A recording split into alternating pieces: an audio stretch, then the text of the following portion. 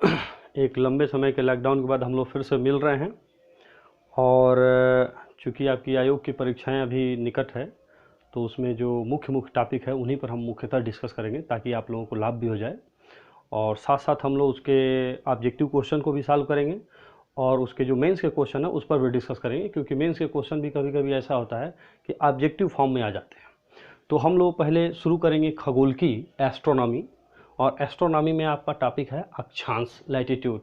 ऐसे ही 8-10 टॉपिक है, अक्षांश और देशांतर, और कई भागों में भूगोल को बांटा गया। जैसे मैंने खगोल की कहा, फिजिकल ज्योग्राफी कहा, इंडियन ज्योग्राफी कहा, इकोनॉमिक ज्योग्राफी कहा, तो ऐसे कई पार्ट्स में बांटा गया है। तो हम लोग पहले अक्षांश को शुरू करते हैं। हर टॉपिक के बारे में ध्यान रखिएगा कि हमको इन 3 चीज़ों की जानकारी चाहिए। आप अपने यहाँ भी सोचते रहिए अपने दिमाग में कि इन 3 चीज़ों का आंसर मिल रहा है कि नहीं, कि कोई भी टॉपिक क्या है, क्यों है और कैसे है। इन तीनों की जानकारी आपको मिलनी चाहिए। यदि इन तीनों के बारे में कम जानते हैं तब भी कमी है और ज़्यादा जानने की आवश्यकता नहीं। ना प्री में इससे ज़्यादा क्वेश्चन बनता है ना मेंस में। आईएएस में ये तीनों प्रश्न एक ही क्वेश्चन में एक ही टॉपिक के साथ आ जाते हैं, इसलिए विश्लेषणात्मक क्वेश्चन होते हैं। अदर एग्जामों में या तो क्या पूछेगा, या तो क्यों पूछेगा, या तो कैसे पूछेगा, अंतर ये है। तो हम लोग पहले देखते हैं अक्षांश। जैसे मान लीजिए ये हमारा ग्लोब है, ये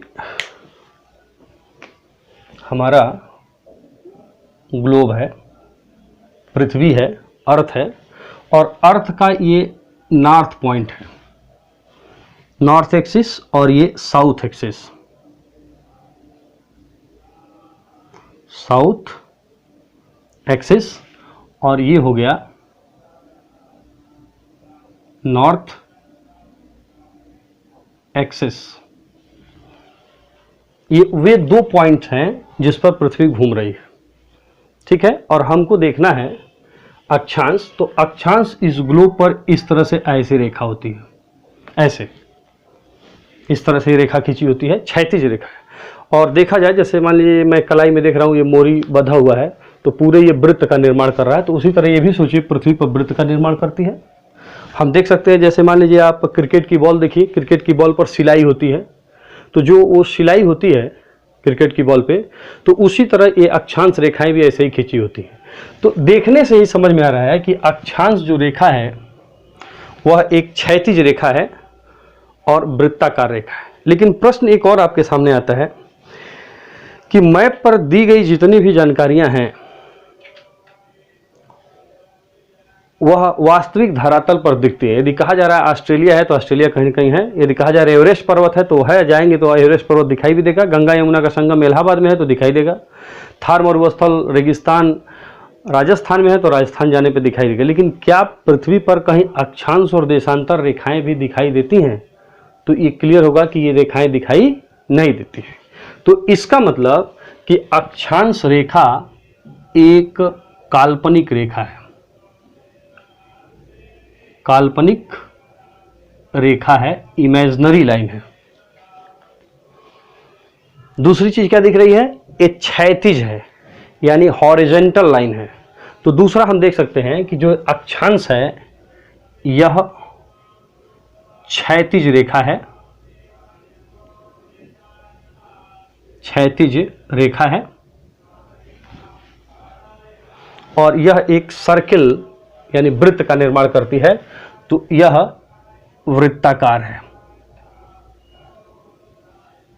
वृत्ताकार रेखा है। तो हम कह सकते हैं कि जो अक्षांश है वह काल्पनिक क्षैतिज और वृत्ताकार रेखा होती है। थोड़ी सी सिर्फ क्या जानने के लिए हम कर रहे हैं, कैसे इसको बनाया गया ये देखा जाए तो ये जो नॉर्थ एक्सिस है इसके ऊपर यहाँ पर एक तारा है जिसको जाना जाता है पोल स्टार, यानी ध्रुव तारा।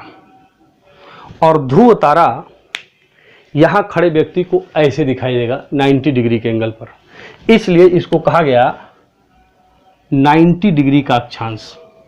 इसी तरह इस साउथ एक्सिस के ऊपर यहाँ पर त्रिशंकु तारामंडल है इधर, और त्रिशंकु तारामंडल का क्रॉस स्टार है यहाँ पर देखा जाए तो क्रॉस स्टार है, क्रॉस स्टार, तो क्रॉस स्टार भी यहां लंबवत दिखाई देता है एकदम ऐसे 90 डिग्री के एंगल पर, तो इसको कहा गया 90 डिग्री साउथ अक्षांश, यानी 90 डिग्री नॉर्थ लैटिट्यूड और 90 डिग्री साउथ लैटिट्यूड। और ये जो बीच में रेखा है जिसको हम भूमध्य रेखा या इक्वेटर भी कहते हैं, यदि इसको देखा जाए तो यहां से पृथ्वी के सेंटर से भी ये इधर 90 डिग्री है और ये 0 डिग्री है और इधर ये 90 डिग्री है। ठीक है, तो यानी हम क्या कहें कि पृथ्वी के केंद्र से ये 90 डिग्री के स्थान पे है और ये इधर 90 डिग्री के स्थान पे है और ये 0 डिग्री के स्थान पे। तो पृथ्वी के बीच में ये जो रेखा होती है जिसको हम भूमध्य रेखा कहते हैं, भूमध्य रेखा, इक्वेटर या विषुवत रेखा, यह 0 डिग्री की अक्षांश रेखा होती है। तो ये 0 डिग्री का अक्षांश, जैसे देखिए कोई व्यक्ति यदि पृथ्वी के केंद्र से देखा जाए 90 डिग्री है तो यहाँ से सीधा दिखे, लेकिन यदि सामने दिख रहा है तो क्या होगा 0 डिग्री। तो यानी यहाँ कोई खड़ा व्यक्ति यदि ध्रुव तारे को देखेगा तो उसको सामने ऐसे दिखेगा, ध्रुव तारा सामने क्षैतिज में 0 डिग्री के अक्षांश पर दिखेगा। तो ये स्थिति बन रही है। अब ऐसे देखिए एक और चीज देखा जाए, मान लीजिए पृथ्वी के केंद्र से, सेंटर से यदि कोई पृथ्वी पर स्थान ये है और ये 45 डिग्री के अक्षांश पे है, तो इधर भी 45 डिग्री के स्थान पर कोई ना कोई स्थान होगा ही और इधर भी 45 डिग्री पर होगा, उधर भी होगा। तो इन सभी को मिलाने वाली, यानी पृथ्वी के केंद्र पर वो सभी स्थान जो पृथ्वी के केंद्र से 45 डिग्री के झुकाव पर हैं, उन सबको मिलाने वाली रेखा 45 डिग्री का अक्षांश कहलाएगी। तो ये 45 डिग्री का अक्षांश कहलाएगा। इसी तरह इधर भी मान लीजिए होगा, तो इधर ये मिलाने वाली रेखा ये 45 डिग्री का अक्षांश कहलाएगी। ये नदर्न हेमिस्फीयर में है तो 45 डिग्री नॉर्थ और ये सदर में 45 डिग्री साउथ, ये भी 90 डिग्री नॉर्थ और ये भी 90 डिग्री साउथ। इसी तरह देखिए यदि 20 डिग्री के अक्षांश पर कोई है इधर और इधर भी जितने स्थान हैं उन सभी को मिलाने वाली रेखा 20 डिग्री का नॉर्थ अक्षांश कहलाएगी। इसी तरह मान लीजिए इधर भी 20 डिग्री पर जितने भी बिंदु हैं सबको मिलाने वाली रेखा 20 डिग्री का साउथ अक्षांश कहलाएगी। जैसे हम एक और चीज़ से देख सकते हैं, जैसे मान लीजिए ये कार्डबोर्ड है, यदि इस 0 डिग्री से पृथ्वी को काट दिया जाए तो विचार करिए यहाँ से नीचे पृथ्वी ऐसे कर्व मिलेगी, जैसे गेंद है काट दिया मैंने बीच से तो नीचे कर्व मिलेगा। अब ध्रुव तारा हमको यहाँ 90 डिग्री पे दिखाई दे रहा है, तो इसका मतलब यहाँ 90 डिग्री पे है तो ये 0 डिग्री, ये वाला बिंदु 0 डिग्री, ये वाला बिंदु 0 डिग्री, ये वाला बिंदु भी 0 डिग्री। तो जितने भी 0 डिग्री पर है पृथ्वी के केंद्र से सबको मिलाने वाली रेखा 0 डिग्री का अक्षांश है। यहाँ से 45 डिग्री यहाँ कोई स्थान है, इसी तरह इधर भी है, इसी तरह इधर भी है, इसी तरह इधर भी, इन सब को मिलाने वाली रेखा 45 डिग्री का अक्षांश का रेखा कहलाती है। अब इसी चीज़ को हम यहाँ लिख सकते हैं एक और लाइन बढ़ा करके कि अक्षांश जो काल्पनिक क्षैतिज वृत्ताकार रेखा है वह पृथ्वी के केंद्र से समान झुकाव वाले स्थानों को आपस में मिलाती है, यानी पृथ्वी के केंद्र से इक्वल कर्व एरिया को आपस में मिलाती है। यानी पृथ्वी के केंद्र से समान झुकाव वाले स्थानों को मिलाती है। इक्वल कर्व एरिया या सेंटर से एक एंगुलर डिस्टेंस को मिलाने वाली रेखा अक्षांश रेखा कहलाती है। अब इतनी चीज़ें हमको जानकारी मिल गई। एक चीज़ और देख सकते हैं, सोचिए ये बीच बीच का यदि एंगल हम हटा दें कि किस एंगल पर है, केवल रेखा की बात की जाए तो ये रेखा देखा जाए तो हर जगह दूरी समान है, यानी एक दूसरे के पैरेलल है। देखिए ध्यान से, ये जो रेखाएं हैं ये एक दूसरे के ऐसे समानांतर हैं, एक दूसरे के पैरेलल हैं, इसलिए अक्षांश रेखाओं को पैरेलल लाइन के नाम से भी जाना जाता है। यानी हम क्या कहें कि अक्षांश समानांतर रेखा है, यानी पैरेलल लाइन होती है, इसलिए इसे 45 degree parallel, 20 degree parallel, 90 degree parallel, 20 degree parallel ऐसे नामों से जाना जाता है, यानी इसको समानांतर रेखा भी कहते हैं। अब एक लाइन में हम कहें परिभाषा दिया जाए कि अक्षांश क्या है, तो परिभाषा देंगे कि ग्लोब पर या मानचित्र पर खींची जाने वाली काल्पनिक वृत्ताकार रेखा जो क्षैतिज दिशा में निर्मित होती है और पृथ्वी के केंद्र से समान झुकाव वाले स्थानों को आपस में जोड़ती है और एक दूसरे के समानांतर होती है, अक्षांश रेखा कहलाती है, लैटिट्यूड कहलाती है। तो हमने देख लिया क्या। अब हम देखें कि कैसे बनाया गया। तो यहाँ पर दिखाई दे रहा है कि पृथ्वी के केंद्र से समान झुकाव वाले स्थानों को आपस में जोड़ करके बनाया गया। तो क्या के साथ कैसे भी निकल गया और इन दोनों को मिलाकर परिभाषा भी क्लियर हो गई। अब हमको देखना है कि आखिर क्यों बनाया गया, क्या आवश्यकता थी अक्षांश रेखाओं की बनाने जाने की। क्यों? क्योंकि ये काल्पनिक रेखा है, तो ऐसी क्या जरूरत पड़ गई कि इसकी कल्पना की गई। आइए देखते हैं।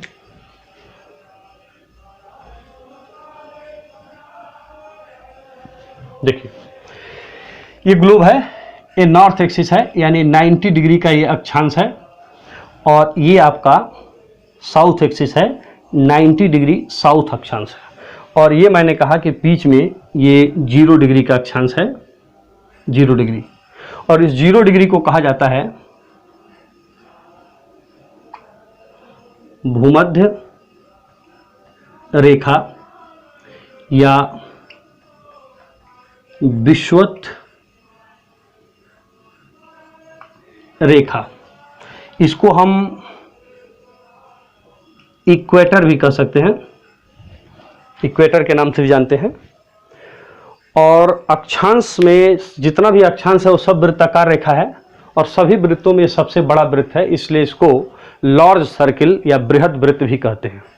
यदि यहाँ से पृथ्वी को काट दिया जाए तो आधा इधर बढ़ जाता है और आधा इधर बढ़ जाता है, यानी ग्लोब पृथ्वी अर्थ 2 भागों में बढ़ जाती है। इसको कहते हैं नदर्न हेमिस्फीयर यानी उत्तरी गोलार्ध, और इसको कहते हैं सदर्न हेमिस्फीयर यानी दक्षिणी गोलार्ध। तो उत्तरी गोलार्ध और दक्षिणी गोलार्ध का विभाजन कौन सी रेखा करती है? विषुवत रेखा या भूमध्य रेखा। जब सूर्य 21 मार्च और 22 या 23 सितंबर को सूर्य की सीधी किरणें यहाँ पड़ती हैं, उस समय दिन और रात की अवधि पूरी पृथ्वी पर बराबर होती है, जिसको विषुव कहा जाता है, और उसी लिए इसको विषुवत रेखा के नाम से भी जानते हैं। तो यहां पर अब हम समझते हैं, एक अक्षांश है 10 डिग्री, यहां है 10 डिग्री नॉर्थ, और एक अक्षांश है यहां पर जिसको हम कह सकते हैं 10 डिग्री साउथ, यानी 10 डिग्री उत्तरी अक्षांश और 10 डिग्री दक्षिण अक्षांश। ये वो क्षेत्र है जहां पृथ्वी सबसे कम कर्व है, यानी यहां से कर्व होती गई है, सबसे कम कर्व है, इसलिए सालों भर यहां पर सूर्य की किरण सीधी पड़ती है, परपेंडिकुलर पड़ती है, वर्टिकल पड़ती है। तो सालों भर यहां मौसम कैसा होगा? जैसे हमारे यहां मई जून में होता है, तो सालों भर यहां मौसम क्या होता है? ऐसे ही होता है। अब जैसे मैंने कहा 10 डिग्री, तो ऐसा नहीं है कि यहाँ पर सीधे 10 डिग्री है, 0 के बाद 1 डिग्री, 2 डिग्री, 3 डिग्री, 4 डिग्री। अब सोचिए उत्तरी गोलार्ध में यदि हम देख लें कुल कितने अक्षांश हैं, तो 0 से लेकर 90 तक कुल 90 अक्षांश इधर मिलेंगे, 1 से शुरू करें तो, और उतना ही इधर देख लें तो इधर भी 90 अक्षांश मिलेंगे। कुल मिला के होगा 180, लेकिन क्या उसमें 0 को काउंट किया गया? नहीं। तो 0 को भी जोड़ लें तो अक्षांशों की कुल संख्या 181 होता है, 181।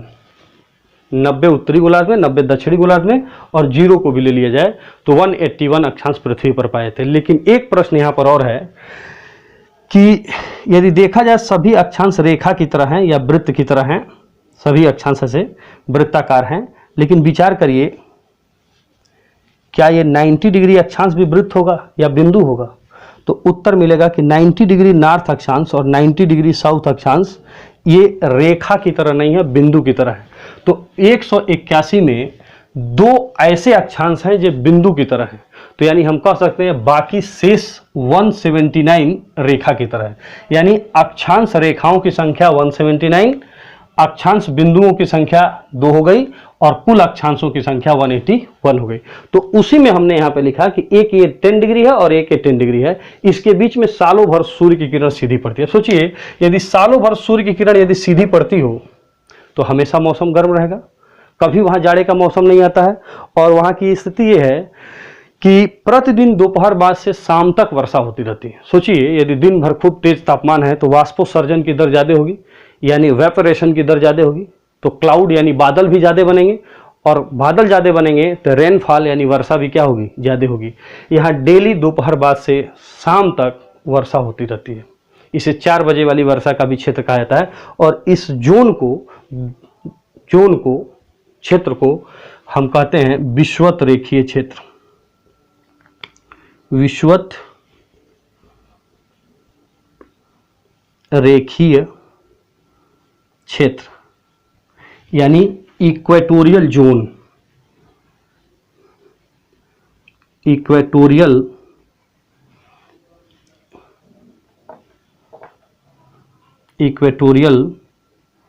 जोन, ठीक है, विषुवत रेखीय क्षेत्र। अब यहां देखिए, एक यहां पर अक्षांश है 23.5 डिग्री नॉर्थ, और इसको कहा जाता है कर्क रेखा यानी ट्रॉपिक ऑफ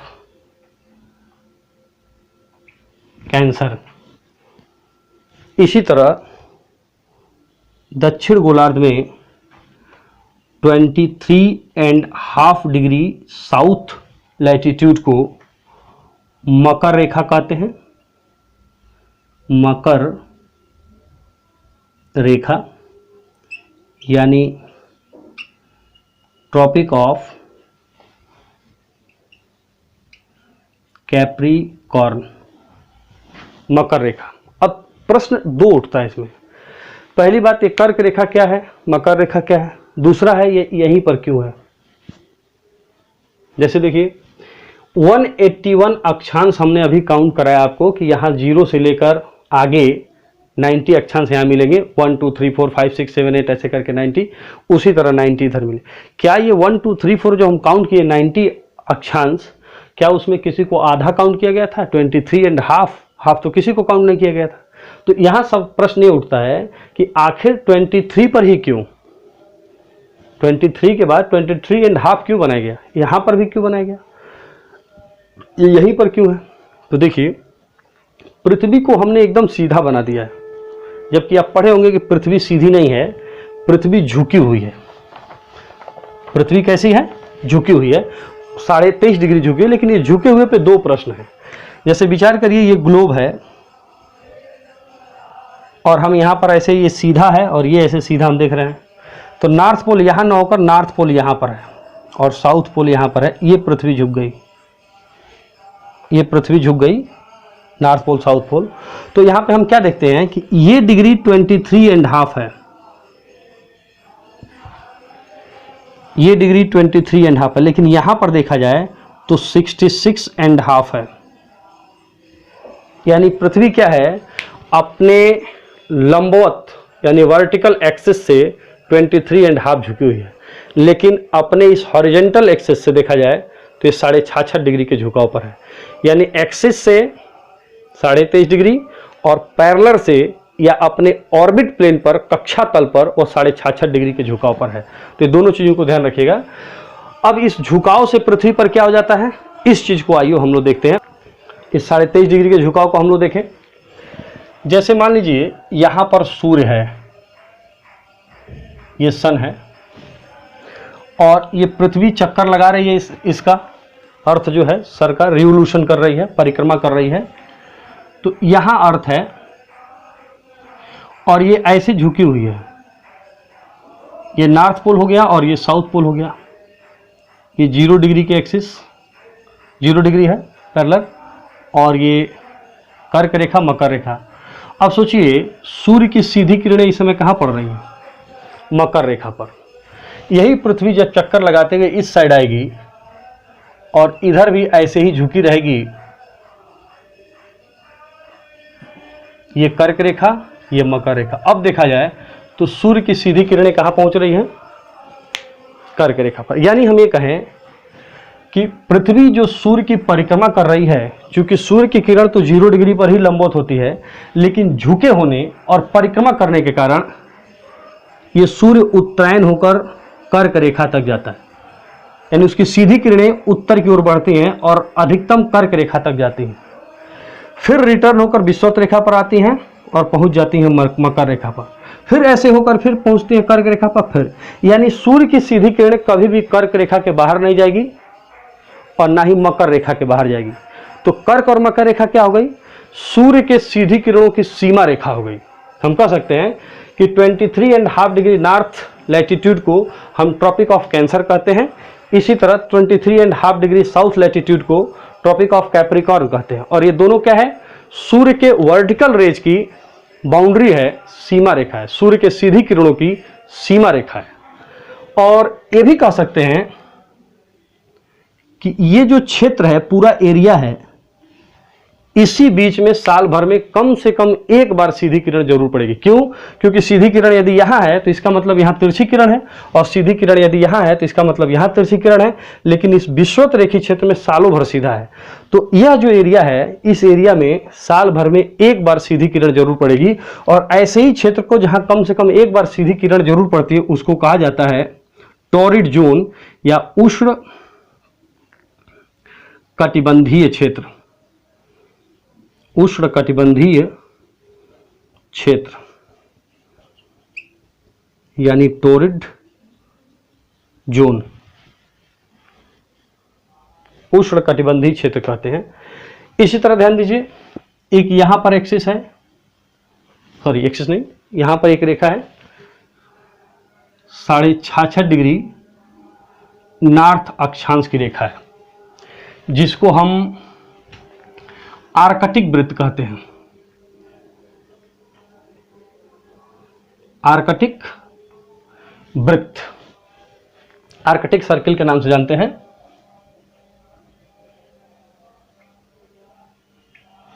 आर्कटिक सर्किल। इसी तरह 66.5 डिग्री साउथ है, जिसको अंटार्कटिक वृत्त कहते हैं।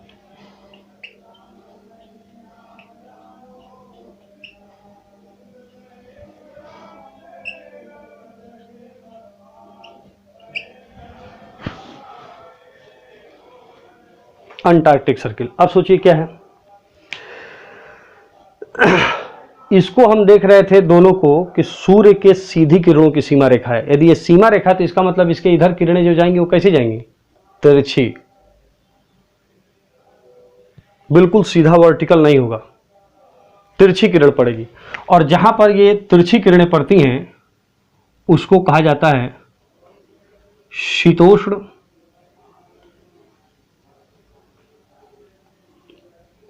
कटिबंध, यानी 23.5 से 66.5 के बीच नदर्न हेमिस्फीयर में और सदर्न हेमिस्फीयर में जो एरिया है, वहाँ वर्ष भर, सालों भर सूर्य की किरण तिरछी पड़ती है। और ऐसे क्षेत्र को शीतोष्ण कटिबंध या इंग्लिश में हम कहेंगे टेम्परेट जोन, टेम्परेट जोन के नाम से जानेंगे। वर्ष भर सूर्य की किरणें क्या होंगी? सीधी पड़ेंगी, सॉरी तिरछी पड़ेंगी। इसके ऊपर यहां देखा जाए तो ये शीत कटिबंध है, शीत कटिबंध, फ्रिजिड जोन, फ्रिजिड जोन। यहां पर क्या होता है, 6 महीने के दिन होती है और 6 महीने की रात होती है। जैसे देखिए, हम यदि इसको लें, ये है सूर्य की सीधी किरण पड़ रही है और ये इधर किरणें पड़ रही हैं। ये वाला एरिया जो है, यहाँ किरण नहीं पहुँचेगी, क्योंकि सोचिए ये जो दिन में है सूर्य के सामने, इधर सब दिन है, इधर रात है। ये घूम कर यहाँ जाएगा, रात में चला जाएगा, फिर घूम के यहाँ आएगा, दिन में आ जाएगा। इसको देखिए, ये दिन में है और घूम कर यहाँ आएगा तो फिर रात, फिर दिन। इसको भी देखिए, दिन में है, यहाँ आएगा तो रात और फिर दिन। लेकिन इसको देखिए, जो यहाँ से घूम के यहीं जाएगा, अभी भी रात तभी भी रात। और यहाँ पर जो 66.5 डिग्री का, इसको देखिए, ये घूम कर दिन में है, घूम के आएगा तो फिर दिन में, फिर दिन में, फिर दिन में। यानी इस साउथ क्षेत्र में दिन रहेगा और नॉर्थ क्षेत्र में क्या होगी? रात। और कितने घंटे की? 24 घंटे। और कब तक 24 घंटे? 6 महीने तक। जब पृथ्वी सूर्य का आधा चक्कर लगा लेगी, यानी 12 महीने में एक चक्कर लगाती है, तो आधा चक्कर 6 महीने में। तो यहाँ पर अब कंडीशन क्या हो गई कि ये देखिए, ये जो ऊपर वाला रात में रहता था अब सूर्य के सामने हो गया, परमानेंट क्या रहेगा, दिन में, और नीचे वाला जो रात में रहता था, दिन में रहता था, दिन में, अब वो परमानेंट क्या हो जाएगा, रात में। तो ये जो शीत कटिबंध क्षेत्र है 66 और 90 डिग्री के बीच, वहाँ 6 महीने के दिन होती है और 6 महीने की रात होती है। इसी में नॉर्वे स्थित है। जैसे अपने यहाँ शाम को 4-5 बजे हल्की धूप रहती है, हल्की सी, उसी तरह का सालों भर वहाँ माहौल बना रहता है, या 24 घंटे माहौल बना रहता है। तो यहाँ पर 6 महीने तक उसी तरह दिन बना रहेगा। तो ये शीत कटिबंध है। नॉर्वे इसी क्षेत्र में, इसे अर्धरात्रि के सूर्य का देश कहते हैं। जब हम लोगों के यहाँ रात्रि होती है फिर भी उसके यहाँ क्या होता है, सन दिखाई देता है। तो अर्धरात्रि के सूर्य के देश के नाम से, इस क्षेत्र के नाम से इसको जानते हैं, जिसमें नॉर्वे में नॉर्वेजियन सभ्यता रहती थी, वहाँ तक पहुँच थी और वहाँ तक हम लोग जाते थे। तो वहाँ तक जब जानकारी थी तो कहा गया नॉर्वे को अर्धरात्रि के सूर्य। हालांकि नॉर्वे, स्वीडन, फिनलैंड, रूस का आर्कटिक वाला क्षेत्र है, ग्रीनलैंड है, कनाडा है, ठीक है, यूएसए के अलास्का वाला क्षेत्र है, उन सब में 6 महीने का दिन 6 महीने की रात होती है। और दक्षिण में अंटार्कटिका ध्रुव, अंटार्कटिका महाद्वीप है, वहाँ पर भी 6 महीने के दिन 6 महीने की रात होगी। तो वो सब अर्धरात्रि के सूर्य के क्षेत्र के रूप में है, लेकिन स्पेशली नॉर्वे को ही अर्धरात्रि के सूर्य का देश कहा जाता है। अब देखिए इतनी चीज़ें जानना, अभी सिर्फ ये हमने अक्षांश देशांतरों का एक परिचय ही देखा है। अब इसका एप्लीकेशन भी देखना है कि कैसे यूज होता है और कैसे क्वेश्चन आते हैं। तो नेक्स्ट टॉपिक में हम इसका क्वेश्चन देखेंगे और कुछ सूर्य के उत्तरायण और दक्षिणायन से भी होकर क्वेश्चन बनते हैं। अगले टॉपिक में हम उस टॉपिक को पढ़ेंगे और फिर उसका क्वेश्चन देखेंगे। अभी हमारा जो नेक्स्ट वीडियो आएगा वह इसी पर आईएएस में आए हुए प्रश्नों को, फिर पीसीएस में आए हुए प्रश्नों को और फिर अदर एग्जाम के प्रश्नों को, जो टिपिकल प्रश्न हैं, विश्लेषणात्मक प्रश्न हैं, उन प्रश्नों को सॉल्व करके एक वीडियो देंगे। वो ज़्यादा जरूरी है, उसको देखिएगा। और उसके बाद फिर इसी टॉपिक पर हम लोग जो उत्तरायण दक्षिणायन हो रहा है उससे भी कुछ क्वेश्चंस आते हैं, हमेशा आते हैं, तो उन प्रश्नों को भी हम लोग देखेंगे और उसके बाद फिर उस पर प्रश्नों को सॉल्व भी किया जाएगा। फिर इस टॉपिक से जो भी टॉपिक होगा उसके मेंस के क्वेश्चन होंगे। तो मेंस का क्वेश्चन पूछा क्या है, हमने बताया क्या है, इनमें किन किन बिंदुओं की चर्चा करनी है और वर्ड्स जब बढ़ाने हैं तो कैसे क्वेश्चन को बढ़ाने हैं, उन सब चीज़ों की भी हम लोग आगे चर्चा करेंगे। तो ये इतना आपका एक शॉर्ट वीडियो था, आप लोग इसको देखिए और अच्छे से देखिए, सब्सक्राइब भी कर लीजिए। आगे जो भी क्वेश्चन होंगे वो इन्हीं टॉपिक से होंगे, इसलिए इसको अच्छे से ध्यान से देखिएगा ताकि क्वेश्चन को आप लोग सॉल्व करें। Okay, thank you.